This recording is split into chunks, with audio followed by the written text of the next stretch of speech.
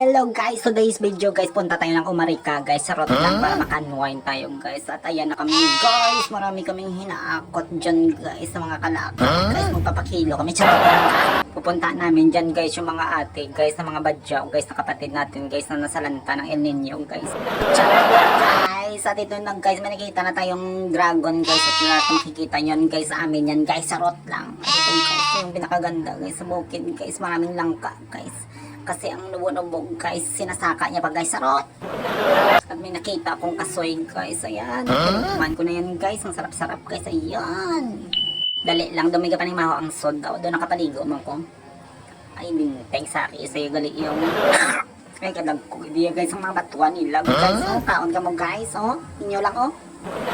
At ayan na guys, dahil pagod na pagod ako guys, kakahanap ng mga pagkain guys, mga bukid guys, sinitigan ko yung araw guys. Ayan guys, yung araw guys. Pero guys, napansin ko guys, parang may mga bituin pag guys, kung may araw may bituin pa rin guys, ayun, mga bituin na walang ningning, charot.